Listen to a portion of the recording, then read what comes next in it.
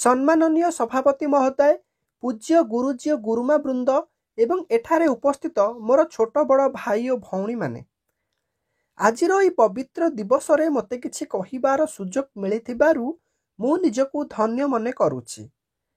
आज हेउछि जानुआरी 23 तारिख 1897 मसीहा। आजिर दिन रे नेताजी सुभाष बोस ओडिशार कटक ठारे जन्म ग्रहण करथिले।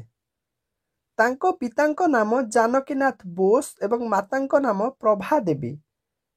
पिला दिनरु नेताजी जने मेधावी छात्र थिले। से रेभेन्सा कॉलेज रु स्नातक करथिले। से 1921 मसीहा रे भारतीय जातीय कांग्रेस रे जोग देइथिले। से थिले जने प्रभावशाली व्यक्तित्वर व्यक्ति एवं महान स्वाधीनता संग्रामी।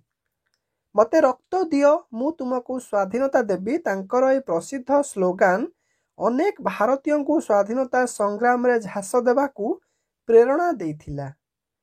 से जर्मनी रे बंदी भारतीय माननकु नेई आजाद हिंद फौज गठन करथिले। विश्वास करा जाय जे 1945 मसीहा रे एक विमान दुर्घटना रे तांकर मृत्यु होइथिला। तांकर व्यक्तित्व द्वारा अनेक भारतीय आज भी प्रभावित होइथांती।